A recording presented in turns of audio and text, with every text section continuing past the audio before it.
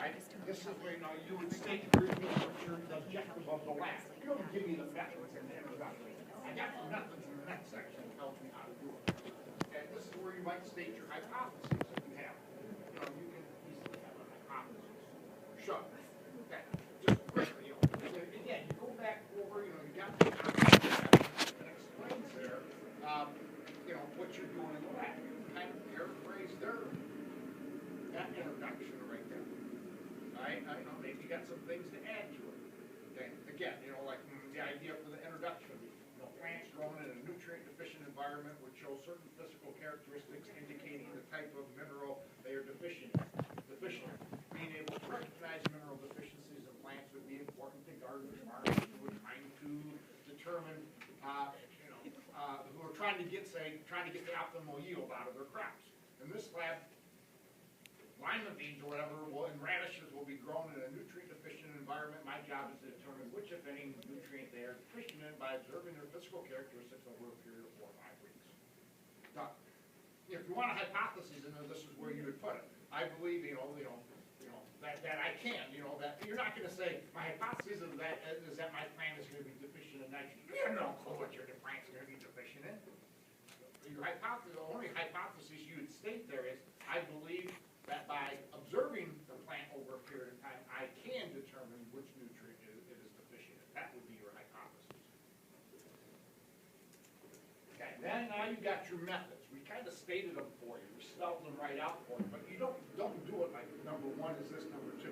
Put it in a paragraph form.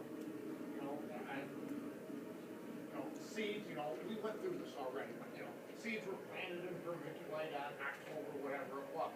2 days later, they germinated. The following week, on day 7 or 10 or whatever it was, we transplanted them into their nutrient vats. Okay, now explain what the nutrient vats are. Okay, well, when you say you transplanted them to nutrient vats, that would be the time to say see figures 1, 2, and 3. So now you just cut out those figures right out of that lab. You could put it in right there at the base of that paragraph or at the end of the methods. Either one is appropriate. Do not put it at the end of the paper. Keep it in the method section. Okay, so you don't have to sit there and say, well, I took cotton and wrapped it around this, then I did this, then I did. You don't have to do that. You can see that in the figure. Just say, see figures 1, 2, and 3. You can then say the nutrient vats were set up in such a way that each nutrient vat had all the nutrients for optimal growth, except each one was missing one key mineral. However, there were 2 controls. One got all the nutrients for optimal growth, the other one had absolutely none. Those were your controls.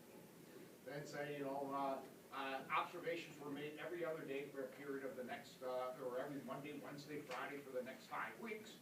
And we made observations on the height, the color of the leaves and deadened areas, things like that. They were watered with DI water every day. You got to make sure that you say that they were kept in an environmental chamber that whole time. That environmental chamber controlled temperature and sunlight. We had continuous sunlight, 24 hours of sunlight, and then we had the temperature was kept around 95 degrees Fahrenheit. Okay, that would be the optimal growth for the plant.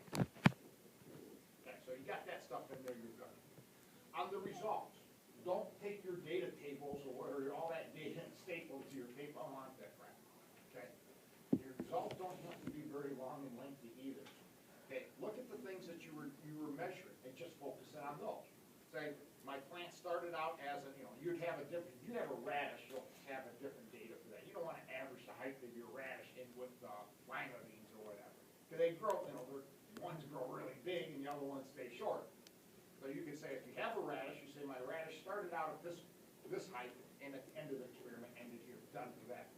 You can group your other ones together if you want. So they had an average height of 7 centimeters at the start, and at the end they grew to 27 centimeters. Done. Then what about the, did you have color changes or anything? I first noticed on day 7, the upper leaves started to change a little yellow. By day 15, they were all yellow, and by day 24 or whatever, they started to die. The lower leaves remained green the whole time. Done. Okay, something like that.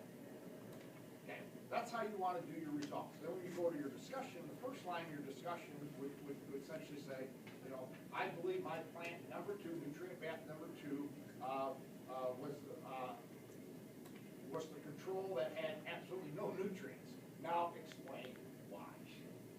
That would be your discussion. Okay? Or if you think my plant number 9 is deficient in iron, now tell me why you think it's deficient in iron. Explain that. The leaves, were very pale. They started out getting yellower and yellower, then it was almost whitish in color or whatever. As compared to the other plants, they were the lightest of the colors there.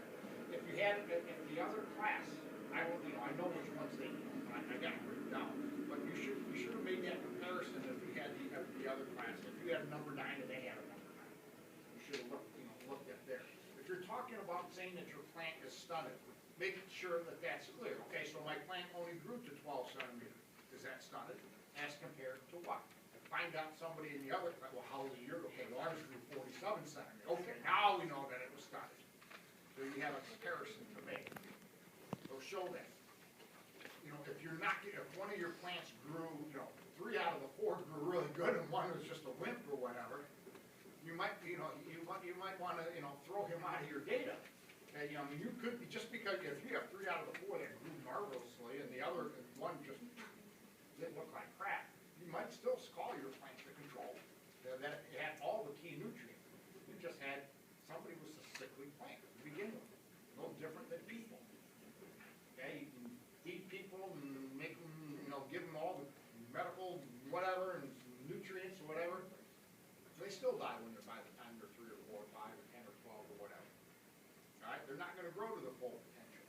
Just because somebody else's plant grew to 52 centimeters, yours only grew to 38, don't just automatically say, well, I couldn't have had the control of all the nutrients. Is everybody here going to grow, all the guys going to grow to 6'6" if they get all the key nutrients? No, their DNA says you're only going to grow, you could be growing only to 5'5", and you're the control. You're the, everything else about you is perfect. The DNA plays a role here too. But you're not going to be stunned. Okay, you shouldn't see stunning. Right. So anyways, that's the idea there. Okay, Friday, you guys, I'm not going to be here. I'm not here on Monday, and I won't be here this hour on Friday. I have to see how far I get on Sunday. So I'll probably end up having to get far enough that you can work on this next packet.